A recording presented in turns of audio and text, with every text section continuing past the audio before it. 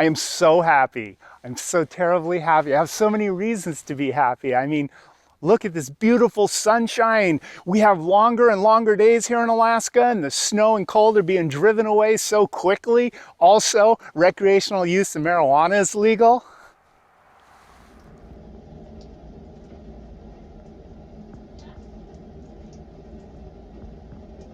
Now, I don't actually use any of the fine products that are made possible by cannabis myself, but I have and have always had friends who did take advantage of such things.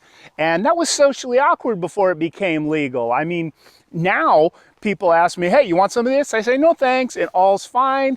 Life goes on. But back before, like somebody would offer me a cup of coffee and I'd be like, no, thank you. I don't want to feel all jittery. And they'd say, okay, and all would be well and life goes on. Or they'd say, hey, Travis, you want a beer? And I'm like, no, thanks, I don't want to get sleepy. All's well, life goes on. But somebody would say, hey, Travis, you want a hit of this? And I'd be like, I don't want to be a criminal. And then drama ensues.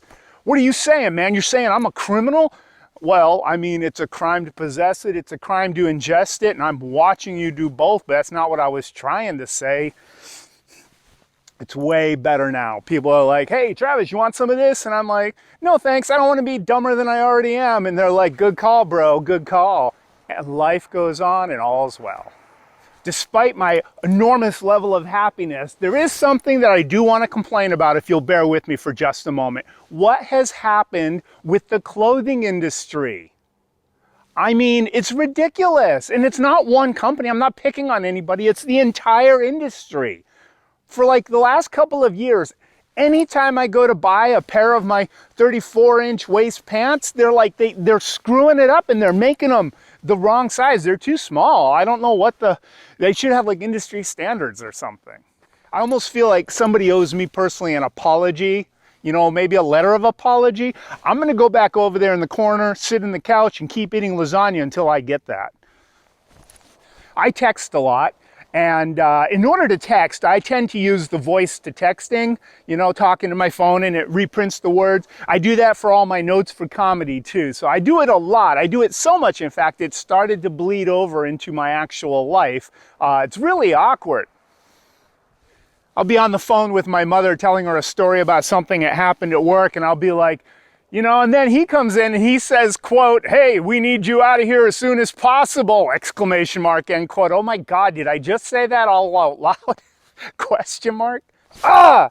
Anyway, so I don't know if you've had that experience, but I got to thinking the other day, all of these vitriolic, horrific comments that people are making on the internet, what if they're all using voice to text and they start blurring that line as well? What if people start interacting in public as if they're still online? What if, I'm standing out there and a beautiful vintage sports car rumbles by and I go, whoa, will you look at that? And the guy next to me goes, yeah, kind of car we used to make, can't make those anymore. Not since the union and political correctness cut our balls off. Dude, did you mean to say that out loud? Well, it's what you would expect after we gave women the right to vote. Some lady walking by looks at him and goes, oh, nice one, you dick having boomer. It must suck to have to compete on a level playing field. And on it goes. I mean, I go into the grocery store and they have a nice display of watermelons. And I'm like, oh, wow, those are nice. Excuse me, do you know how to tell which one of these is ripe or not? Oh, look at you with your gray hair and not knowing how food works. Typical. And then the guy on the aisle over goes, all right, Karen. And then the guy behind me goes, hey, you know who else likes watermelons? And then the whole store turns to that guy and says, you shut the hell up.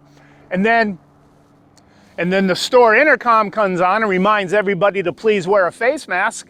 And everybody on that half of the store starts yelling about the infringement on their rights, and everybody on this half of the store starts yelling at the guy that was getting petitions out front because he just came in and said, hey, if you suffer from back pains, click on this link and my chiropractor will have you upright in no time. And I just want a watermelon, but now there's a fire on aisle 6 and somebody keeps putting pictures of inappropriate nature out. Or another example. I'm at work, I'm out, I'm having a break with my friend, my coworker, and you know, we've been out there for a few minutes. We only get 15 minutes, so he's looking at his own open can of Coke, trying to figure out if he has time to drink it or not, and he goes, how much time do we have left? And I says, bro, I know, right? I mean, civilization is supposed to be an agreement between strong men, but if they can't even stop hoarding wealth long enough to think about how to keep the rest of us going, how are we, dude, I meant how much time left on break. Are you okay? Do you need a cup of coffee or something? No, I don't want to get jittery. Well, you want to hit some of this wicked shit?